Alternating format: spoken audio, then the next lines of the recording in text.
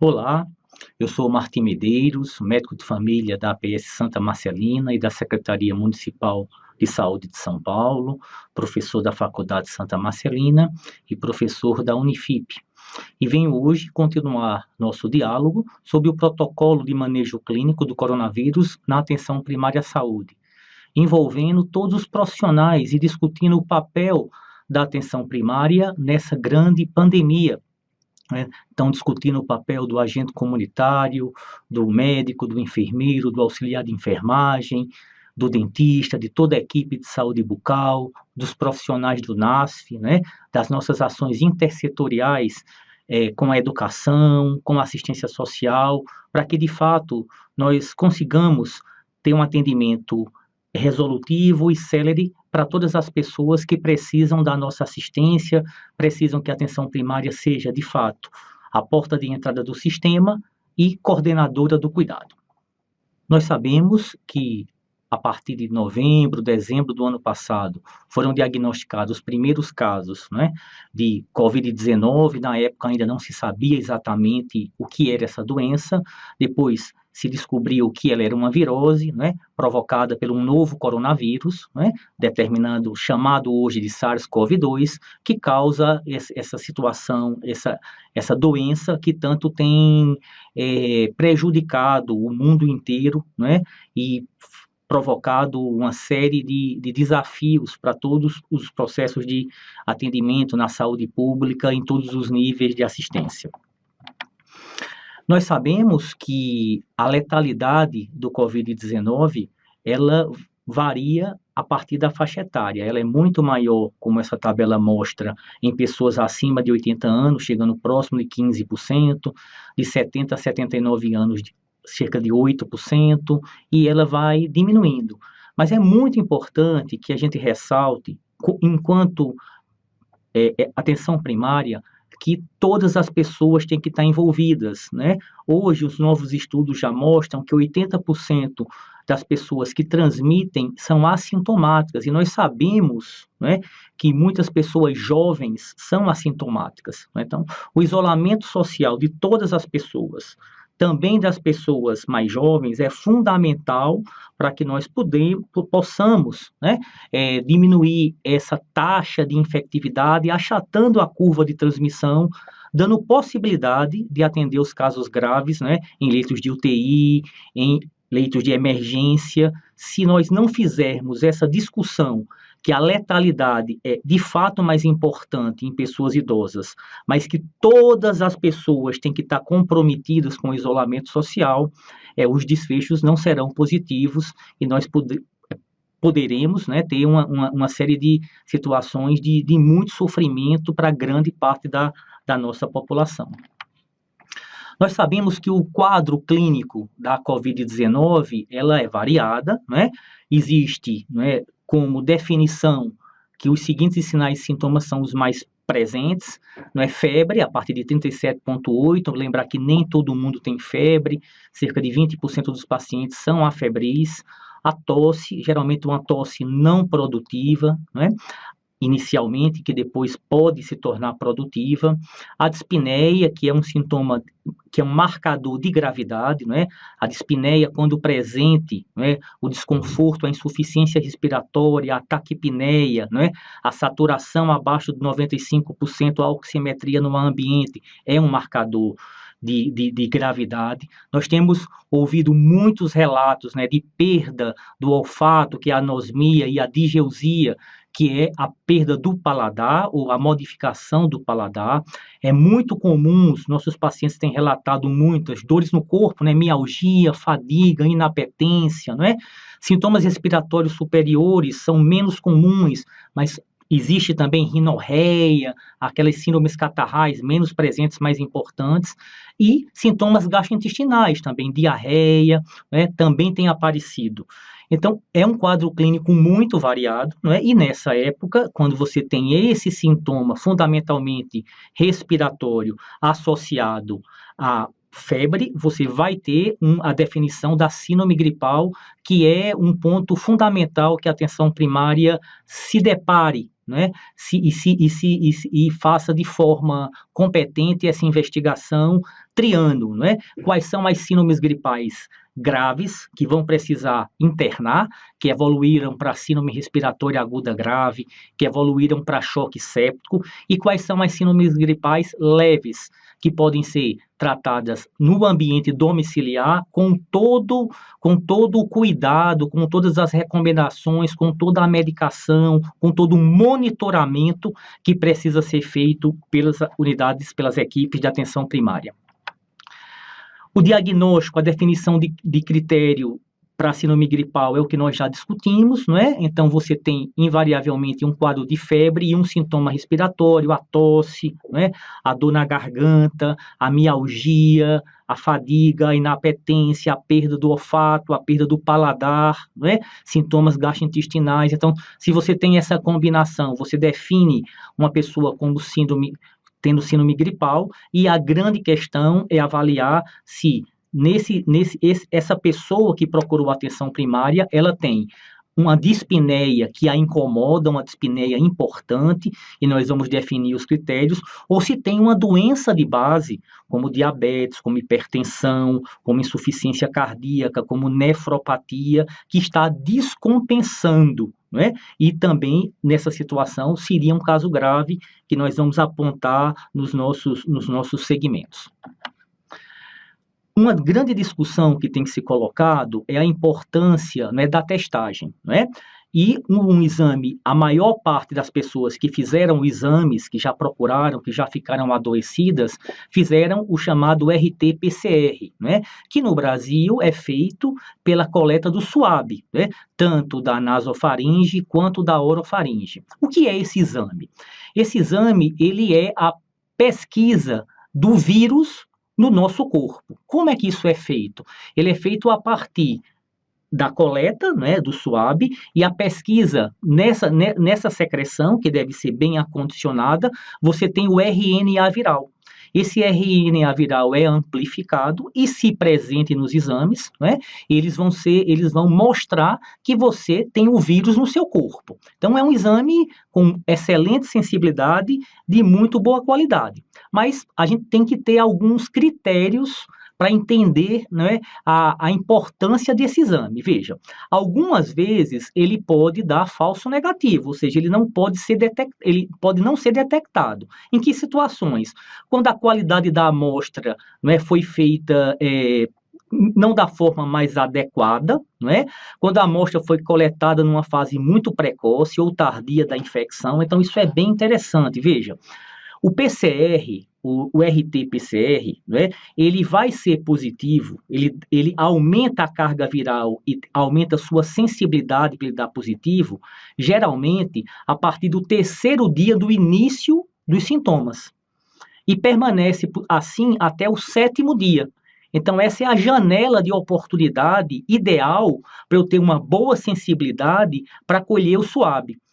Fora dessa época, então, assim que eu tenho um contato com a pessoa, eu não tenho sintoma nenhum, eu ainda estou num possível período de incubação, a chance desse exame dar falso negativo é muito grande. Então, não é que o exame é ruim, é que ele tem que ser pedido, ele é excelente, ele tem que ser pedido na época certa, após o 3º dia do início dos sintomas até mais ou menos o 7º, ele tem a melhor sensibilidade, né? A amostra tem que ser bem acondicionada, então tem vários vídeos do próprio Ministério da Saúde explicando como acondiciona essa amostra, né? E as próprias razões técnicas inerentes ao teste, né? O vírus pode sofrer alguma mutação e inibir o PCR, que é mais raro, mas é um exame muito importante. Mas eu queria fazer uma reflexão aqui. Veja, quando nós estudamos dengue, né, e outras doenças, a gente sabe que os testes, por exemplo, para dengue, o NS1, a sorologia, eles são importantes do ponto de vista epidemiológico, mas a decisão do tratamento, ela é sempre clínica. Ela vai se basear no diagnóstico da síndrome gripal, né, na avaliação radiológica, né, e para tomada de conduta, fundamentalmente na clínica, na anamnese, no exame físico. O RT-PCR é uma grande arma do ponto de vista epidemiológico, não é? Mas não é o ponto que vai decidir você, clínico, enfermeiro, médico de família, que vai tratar a partir dele, até porque A partir da coleta do SUAB, vai haver um tempo para que esse resultado do exame saia. Ele tem uma avaliação, ele tem um processamento que tem uma complexidade. Então, sempre lembrar disso. Eu não vou tomar conduta clínica a partir do RT-PCR, muito menos do exame sorológico, tá? Que são esses que nós vamos discutir aqui, né? Os testes sorológicos. Os testes sorológicos, na verdade, o que você está pesquisando não o vírus, você está pesquisando os anticorpos, né, que o vírus produziu no seu organismo, né? Então, o IgM e o IgG. A gente sabe que IgM significa infecção aguda e IgG significa cura, né? Senso comum. Só que os testes sorológicos, também como o RT-PCR, tem uma janela para se pedir. Qual é a época correta de pedir o teste sorológico? Né? Entre o 7º e o 10º dia após o início dos sintomas. Eu não posso, não é interessante, não é efetivo que eu peça o teste sorológico no início dos sintomas. Por quê? Porque ele vai dar falso negativo. A sensibilidade do teste aumenta a partir do 7º dia após o início dos sintomas. Então, entre o 7º e o 10º dia. Correto? Então, é um exame que vai ser muito importante para eu determinar quem já tem imunidade. Se eu tenho um IgG positivo, eu já tive o Covid-19, muitas vezes de forma assintomática. Então, os estudos hoje mostram que a gente acredita que essas pessoas estejam com imunidade, mesmo que transitória ou não. Esses estudos vão evoluir, mas acredita-se hoje que essas pessoas que vão ter o IgG positivo vão ter imunidade. Quem tem só o IgM positivo vai ter a infecção, né, no organismo aguda. Quando não tem o IgG, não produziu os anticorpos ainda, ok? O fluxograma de manejo clínico, vamos só ratificar, ela já está na nossa primeira discussão, não é? Já esteve na nossa primeira videoaula, mas é importante rapidamente a gente rediscutir. Então, a pessoa que chega em um serviço de atenção primária, seja numa tenda, seja na própria UBS, né, ela deve ser rapidamente identificada como uma pessoa que tem síndrome gripal, ou seja, uma pessoa com febre, mesmo que seja referida, tosse, dor na garganta, né, algum grau de dificuldade respiratória. A essa pessoa, rapidamente deve ser oferecida uma máscara cirúrgica para que ela não contamine as outras pessoas. E ela deve ser orientada a ir ao banheiro, né, da unidade para lavar as mãos com água e sabão, né? Isso é fundamental, porque para que essa pessoa não transmita para as outras pessoas ou toque num objeto e transmita para as outras pessoas que estarão na UBS. Quando eu faço esse recorte, né, que deve ser feito, às vezes, pelo agente comunitário, por alguém que foi determinado pela equipe multiprofissional que deve fazer esse papel a partir da organização local do trabalho, né, alguém da recepção, alguém da equipe NASF, os colegas dentistas, enfim, isso tudo é uma organização interna que a equipe vai fazer, né, pode ser um médico, pode ser um enfermeiro, todo mundo está colaborando muito nesse grande desafio. Então, essa pessoa que capta inicialmente, essa pessoa que chegou na recepção, a ela é oferecida uma máscara, né, máscara cirúrgica, e a ela é orientado, né, que ela lave as mãos com água e sabão, ok? Você vai ter um quantitativo de pessoas que vão estar na UBS com esses sinais e sintomas. Eles devem ser atendidos, né, em um local separado das gestantes, dos hipertensos, dos diabéticos, de todas as outras pessoas que estão na unidade por outras situações que não sejam síndrome gripal. Né, para que não haja esse contato, né, para que essas pessoas que têm síndrome gripal, que a gente não sabe se é Covid, não transmita, né, essa infecção, né, para pessoas que estão com outras demandas na UBS, ok? A partir daí, essa pessoa vai ser atendida pela equipe de enfermagem e pela equipe médica, e aí tem um papel fundamental dessa equipe dizer o seguinte: a senhora tem uma síndrome gripal considerada leve. Eu vou dar todas as orientações para a senhora ou para o senhor ficar em casa, né, sendo bem medicado. Nós vamos ligar para você, né, para ver como é que a senhora está todo dia, como é que o senhor está todo dia. Ou, veja, o seu caso tem uma gravidade maior, né? E o senhor ou a senhora vai precisar agora, né, ser encaminhado para um serviço de urgência e emergência. Quem é um grupo, quem é o outro grupo, né? O grupo que vai ser orientado a isolamento domiciliar e medicado e seguido pela UBS é as pessoas que têm síndrome gripal, né? Quem é que vai ficar com um atestado, né? Ele tem que ter essa tranquilidade que ele pode ficar em casa, não é? E as pessoas que têm uma gravidade maior, quem são elas? É a pessoa que tem síndrome gripal associado a algum grau de dispneia, alguma dificuldade para respirar. Um exame fundamental é a oximetria, que deve ser feita em todas as unidades de atenção primária. A oximetria em ar ambiente, se for inferior a 95%, é um sinal de gravidade. Todas as situações de dispneia, não é? Então, frequência respiratória aumentada, não é? Situações em que a pessoa se sente desconfortável, né, do ponto de vista respiratório. Isso é muito importante que essa pessoa seja encaminhada para esse serviço de referência, né? Pessoas que têm doenças de base, né? E tem essas doenças pioradas, né? Um diabetes que aumentou, doenças cardíacas crônicas descompensadas, como insuficiência cardíaca, um NIRA1 que subiu para NIRA2, NIRA3, né? Doenças respiratórias crônicas, eu tenho asma, a minha asma descompensou, meu DPLC descompensou, pessoas que têm taxa de filtração glomerular, né? Abaixo de 60, então abaixo de 60 já significa um risco maior, né?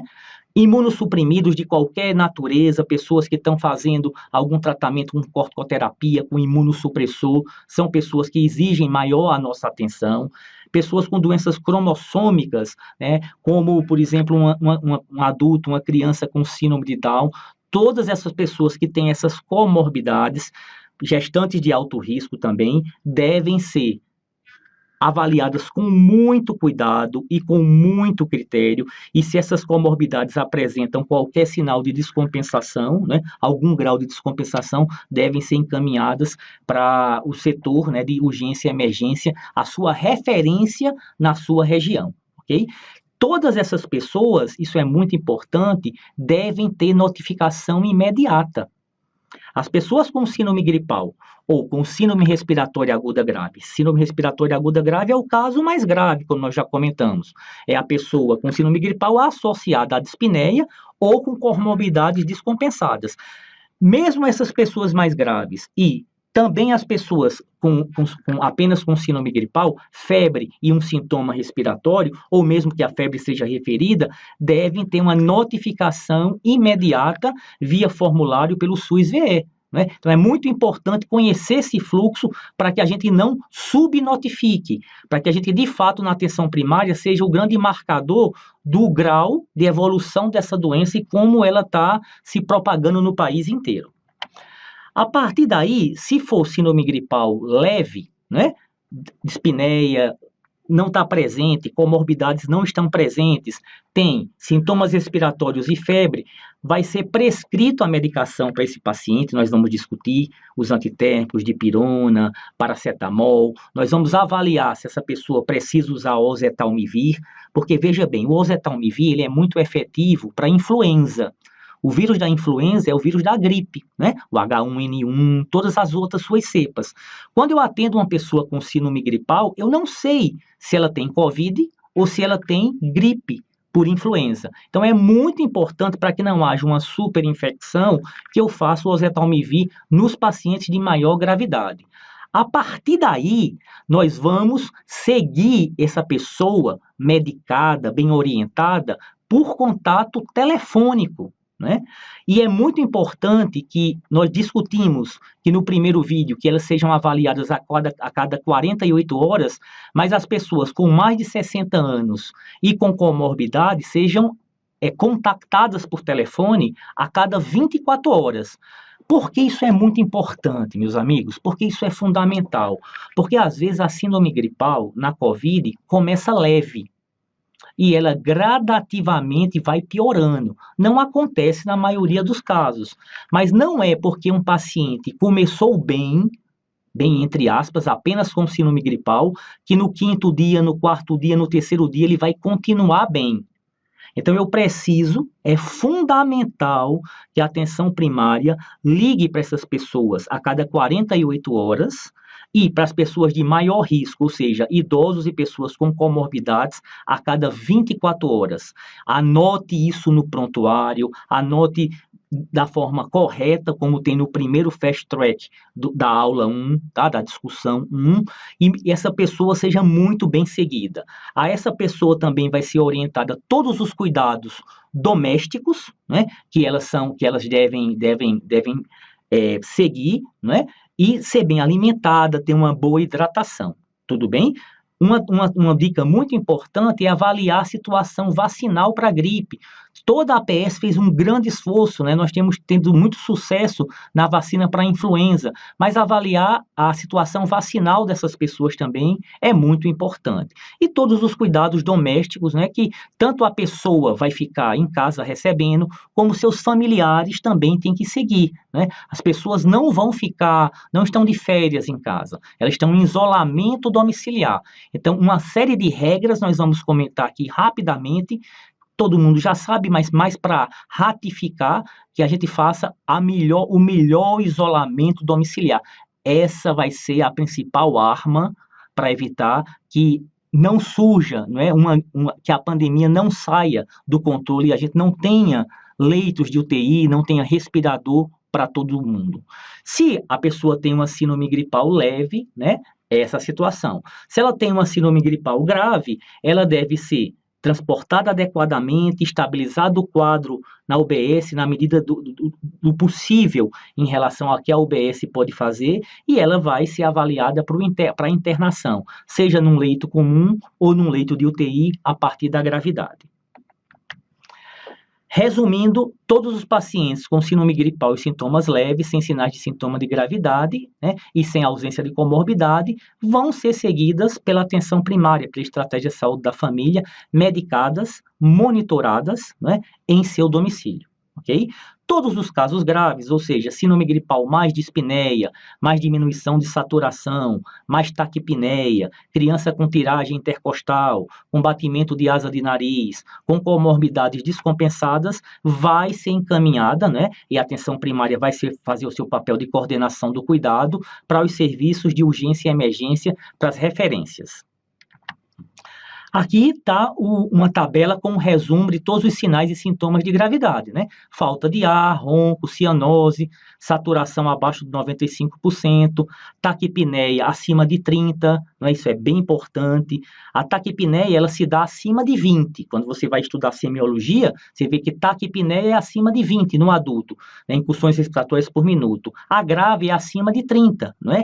O idoso, eu tenho que ser mais rigoroso. Um idoso com taquipneia a partir de 24 incursões respiratórias por minuto, eu já tenho que ficar atento, né, e encaminhar essa pessoa para os serviços de referência. O déficit no sistema cardiovascular, isso é bem importante, pessoal. Essa pessoa que chega com síndrome gripal, eu não posso esquecer de medir a pressão arterial. Por quê? Porque a pressão arterial é um marcador de gravidade. A hipotensão. O grave na pneumonia comunitária, na pneumonia por Covid, na pneumonia por influenza, é a hipotensão. Então, pressão abaixo de 9/6 é sinal de gravidade. Okay? Diminuição do pulso periférico, piores das condições que nós já comentamos. Na criança, né, falta de ar, dificuldade para respirar, ronco, né, a criança roxinha, com cianose central, batimento de asa do nariz, o movimento paradoxal do abdômen, a bradipneia, significa que já está entrando em falência muito grave, saturação abaixo de 95, a taquipneia, na criança tem outra tabela que vai estar, que na nossa primeira videoaula já está demonstrado, né? A criança de 0 a 2 meses, a taquipneia se dá a partir de 60 incursões respiratórias por minuto, de 2 meses a 1 ano, são 40 incursões respiratórias por minuto. Então, toda aquela tabela na criança que a gente discute na pneumonia comunitária tem que ser observada na COVID também, né? Sinais e sintomas de alerta, inapetência, a criança que não quer comer, a criança que está hipotônica, a criança com doenças de base grave, né? Criança com alteração do estado mental, confusa, letárgica, né? Se apresentar convulsão. Então, tudo isso são sinais de gravidade e eu não posso negligenciar isso na atenção primária. Eu tenho que fazer uma anamnese, um exame físico. Geralmente eu já conheço o meu paciente, né? Eu já tenho ação de longitudinalidade e vai fazer com que eu conheça. Mesmo que eu não conheça, né? Que seja a primeira vez que eu veja essa pessoa, criança ou adulto, eu tenho que avaliar. Todas as situações de comorbidade que nós já comentamos, né? E eu deixo essa tabela para vocês, para que a gente saiba que são as condições que, se descompensarem, né? As comorbidades, eu tenho que encaminhar para o centro de referência. A medicação, né, que eu vou fazer no paciente em isolamento domiciliar são os analgésicos e antitérmicos normais que nós já usamos, o paracetamol e a dipirona, né? O isolamento domiciliar por 14 dias, a revisão a cada 24 horas, preste atenção nisso, em pessoas com mais de 60 anos e portadores de comorbidade por contato telefônico e com 48 horas as pessoas que não têm esses sinais de gravidade ou estão fora dessa faixa etária, né? Orientar o repouso, orientar todo o isolamento domiciliar, uma boa oferta de líquido, né? O isolamento dos contatos domiciliares também por 14 dias. Quer dizer, a família também deve ser, se ela tem um contato intradomiciliar, também essas pessoas devem ser afastadas por 14 dias das suas funções.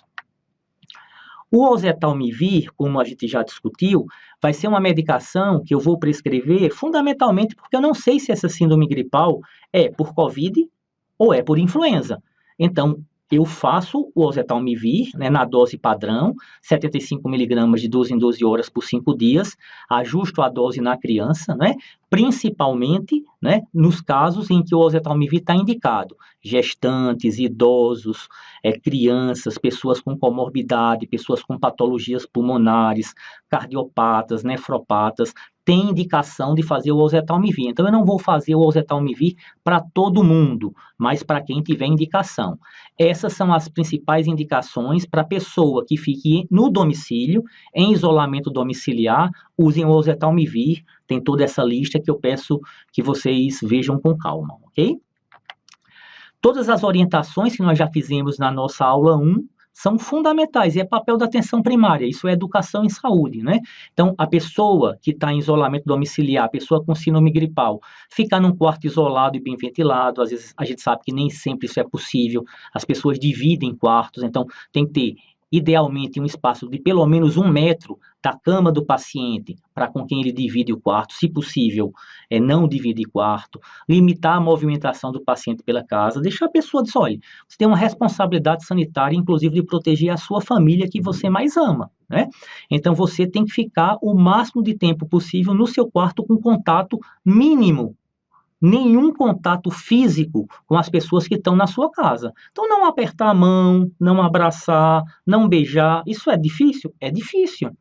Mas você não quer contaminar a pessoa, então você discute, mostra as vantagens para isso, né? Mostra o que ele está ajudando a proteger a família e a comunidade e faz com que ele tenha adesão a esse processo, a esse processo educativo, né? Utilização da máscara, né? O tempo todo, idealmente a cirúrgica, trocar sempre que essa máscara ficar umidificada, então após 2, 3 horas trocar a máscara, né? Se eu espirrar, se ela ficar úmida, trocar imediatamente, né? A ida ao banheiro, que seja obedecida todas essas regras, lavar as mãos, né, com água e sabão, é o nosso mantra, né, sempre de forma muito, muito forte, que todas as pessoas da casa lavem as mãos. O principal vetor é a mão, é a nossa mão. Então, se a gente está lavando sempre a mão com água e sabão, a gente impede grande parte da contaminação das pessoas, né? E a pessoa só vai sair de casa em situação de urgência. Então, dizer muito claramente que ele não pode ficar caminhando na rua, na varanda, né, nas áreas comuns do prédio, se for apartamento, ou então dar uma voltinha nos vizinhos. Não, isso está proscrito. A pessoa está em isolamento domiciliar. Tem que ser chamada a responsabilidade sanitária com educação, né? Com todo cuidado, com todo respeito que qualquer cidadão merece, mas a fala tem que ser enfática, tá? O cuidador, tudo aquilo que a gente já discutiu, Usar também a máscara, evitar o contato, lavar bem as mãos, né? Utilizar o álcool em gel, né? Todas as vezes que lavar as mãos com água e sabão, se for possível enxugar as mãos com papel toalha, se não, cada pessoa deve ter sua toalha, né? Caso alguém do domicílio apresente sintomas gripais, ele pode ligar para a unidade para avaliar, para receber as orientações básicas, para saber se ele precisa ir na UBS ou se ele pode ser orientado mesmo em domicílio, ok? As precauções gerais, né? Tudo aquilo que a gente já falou, né? Eu vou falar fundamentalmente da lavagem das mãos, né? Todos os moradores da casa devem cobrir a boca e o nariz, né? A etiqueta respiratória, se eu não tiver máscara, né? Se eu não tiver lenço descartável, cobrir com a parte interna do cotovelo quando for tossir e respirar, lavar bem as mãos, né? Evitar o contato com secreção, isso é muito importante. Limpar frequentemente, mais de uma vez por dia, as superfícies. A gente sabe que o vírus ele se deposita no chão, nas superfícies, e pode passar algum tempo, até alguns dias, dependendo da superfície viável. Se eu tocar, eu me contamino.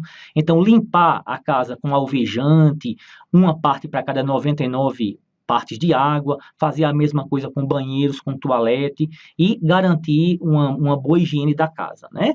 Lavar as roupas pessoais, roupas de cama, né, do paciente, com sabão comum e água entre 60 e 90 graus, né? Então, qual a orientação para os profissionais de saúde, né, que estão assintomáticos ou que estão suspeitos de ter síndrome gripal? Como a gente vai lidar com isso? A gente sabe que tem vários locais que alguns colegas, dentistas, enfermeiros, médicos, agentes comunitários, pessoal do NASF, pessoal da recepção, adoeceu. Então, como é que eu devo portar, né? Então, eu estou falando primeiro de pacientes profissionais contactantes domiciliares assintomáticos e de pacientes suspeitos ou confirmados por síndrome gripal. Então, vamos ver a tabelinha lá, né? Recomendações para o profissional de saúde, que é contato domiciliar de pessoa com síndrome gripal. Então, a pessoa tem síndrome gripal e eu coabito, né? Eu vivo com essa pessoa na mesma casa. Então, o caso do domicílio realizou o teste, né? A pessoa que está adoecida realizou o teste. O teste RT-PCR, que nós já discutimos, ou o teste sorológico. O teste foi positivo. O profissional de saúde mantém 14 dias de afastamento a contar dos sintomas do caso. Então, o meu contato testou positivo, eu devo afastar 14 dias. O teste é negativo, retorno imediato ao trabalho, desde que o profissional esteja assintomático, ok? O teste é indisponível e eu tenho contato com uma pessoa que tem síndrome gripal no meu domicílio. O que é que deve ser feito?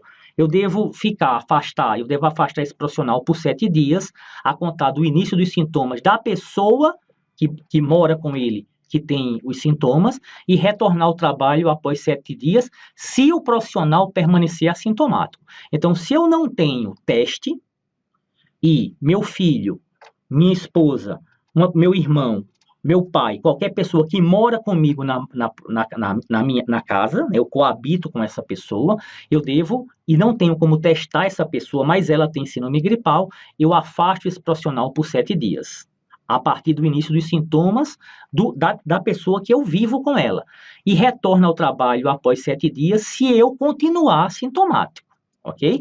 Porém, se eu testei o meu parente que mora comigo, né, com quem eu divido a casa, né, o profissional de saúde se mantém 14 dias afastado, mesmo assintomático, tá? E retorna ao trabalho desde que assintomático, né? Depois dos 14 dias, ele já volta para o trabalho. Se o teste for negativo, ele retorna imediatamente ao trabalho, quando sair o resultado, desde que ele seja, né, que o profissional, enfim, esteja assintomático.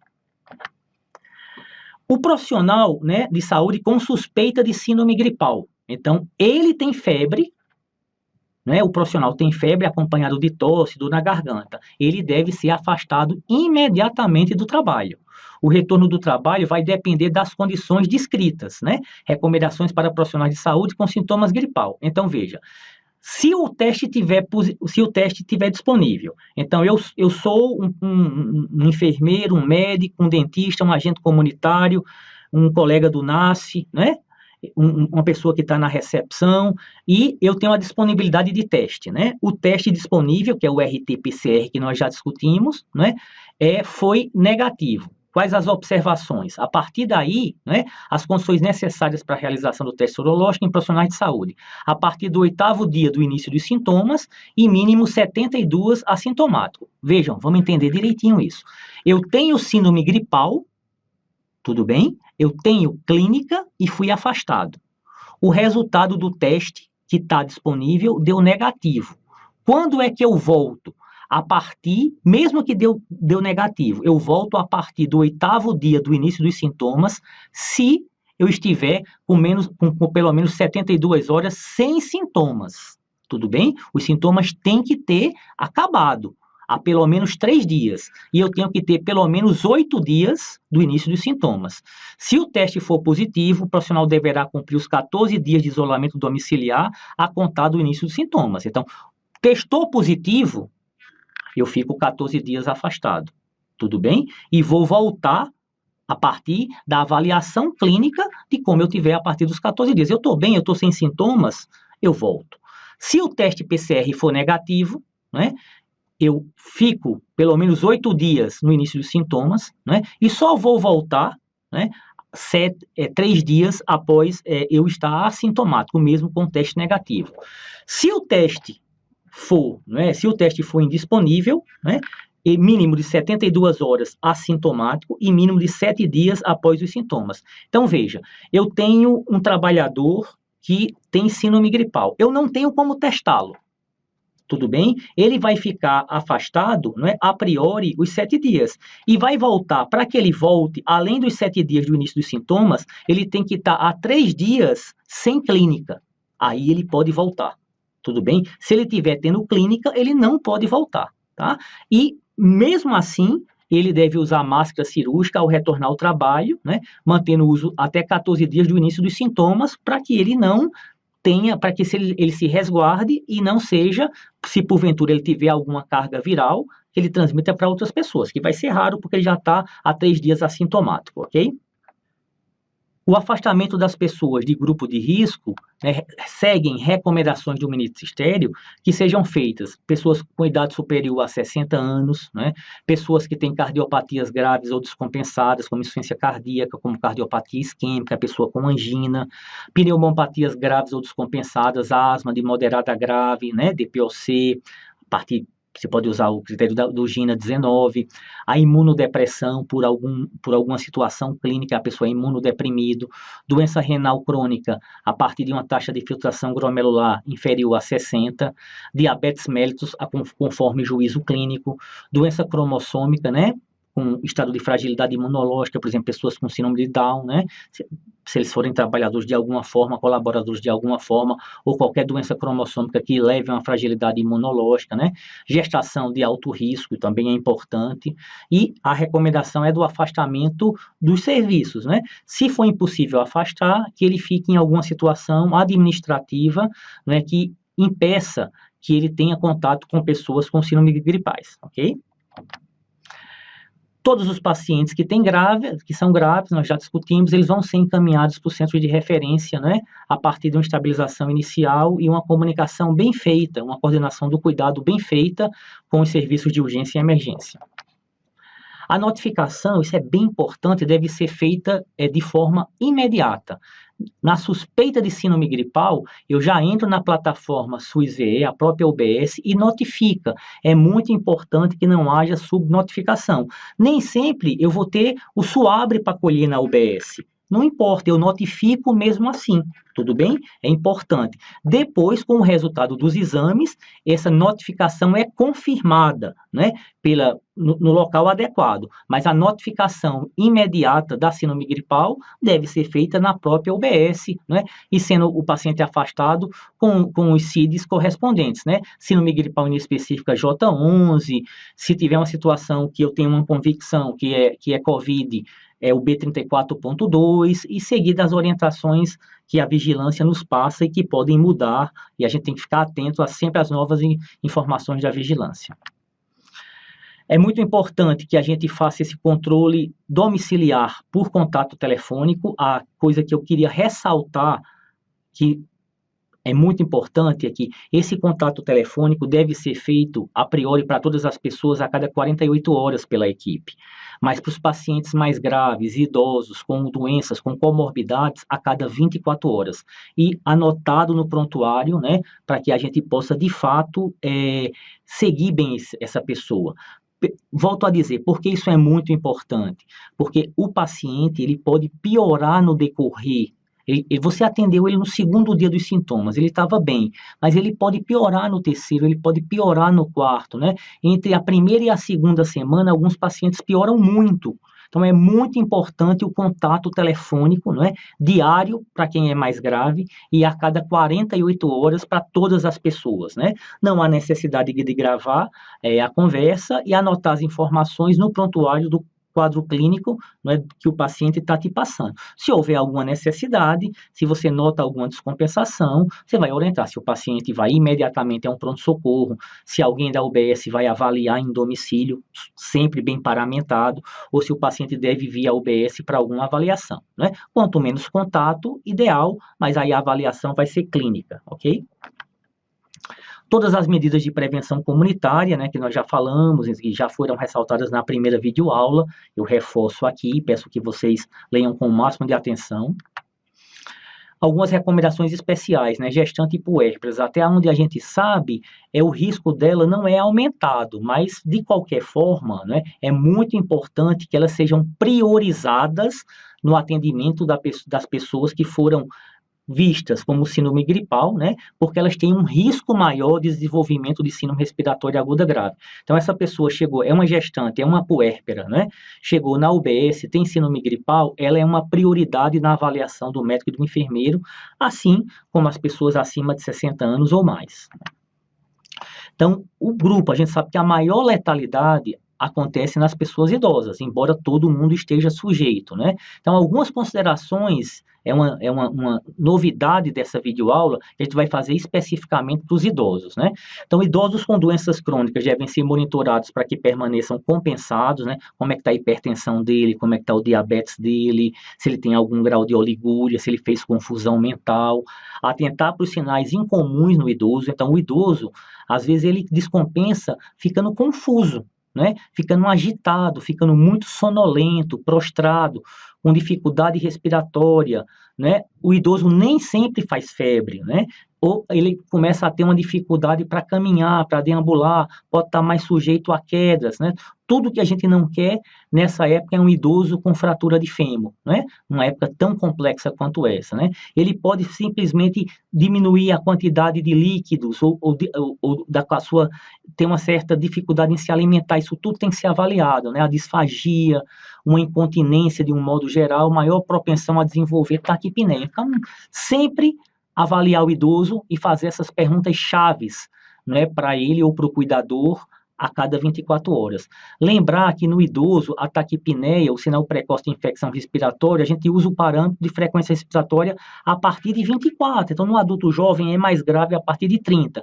Atentem que no idoso, a partir de 24, a gente já preocupa muito, né?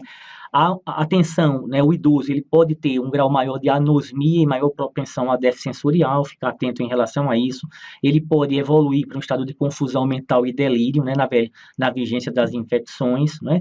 E muitos idosos, e aí é uma preocupação muito grande, vivem nas ILPIs, né, nas instituições de longa permanência para idosos. Já tem demência, já tem histórico de AVC e outros problemas de saúde, que podem mascarar a infecção por Covid. Então, todo cuidado é pouco, né? Pessoas acima de 80 anos têm uma taxa de letalidade de quase 15%. Então, pessoas muito idosas, pessoas a partir de 70 anos, a partir de 60 anos, têm que ser vistas com carinho especial e com atenção especial. Esse é o fast track de tudo que a gente já discutiu, né? Eu peço que vocês vejam com calma todas as situações que a gente deve fazer a partir do teleatendimento. Então, quem faz o contato, né?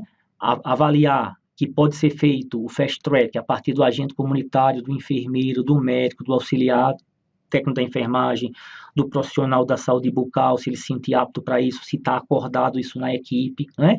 Os pacientes com síndrome gripal vão ser avaliados, né? Se tem idade inferior a 5 anos ou não, se tem os sinais de risco, né? Febre, tosse, dor de garganta, dificuldade respiratória, todas aquelas orientações, ser feito a priori essa primeira avaliação, se tem sinais de gravidade, né? Tanto no adulto quanto na criança, tudo aquilo que nós já discutimos, né?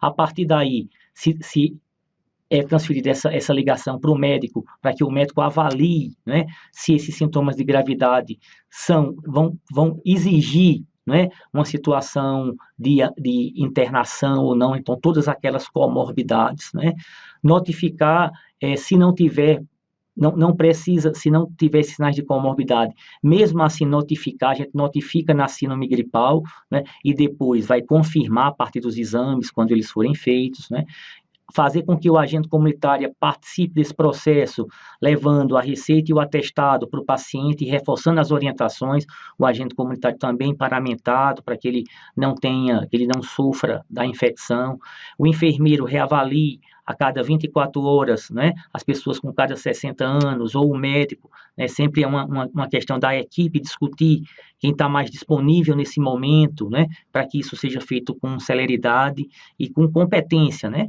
e se houve uma piora da condição clínica ou febre persistente, se tem sinais de gravidade, que vai denotar uma internação imediata, ok?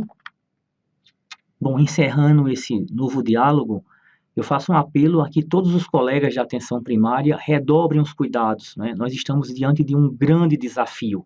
Então, é muito importante o trabalho em equipe, que nós possamos conversar diariamente sobre as situações, sobre as melhores condutas, sobre as novas informações que chegam, e elas chegam muito rapidamente, né? Porque o processo é dinâmico, a doença é nova, e a gente tem que estar sempre se atualizando. Então, profissional de enfermagem, profissional da saúde bucal, profissional médico, todos os agentes comunitários, o pessoal do administrativo, todos os colegas do NASCE, é preciso que a gente dialogue constantemente sobre a melhor assistência possível que a gente tem que prestar aos nossos usuários do Sistema Único de Saúde, que a gente, enquanto equipe, garanta uma porta de entrada competente, baseada nas melhores evidências, que a gente coordene o cuidado, discutindo com os serviços de referência, que a gente garanta o monitoramento dessa pessoa que está em isolamento domiciliar, que a gente faça com que, de fato, a atenção primária cumpra seu papel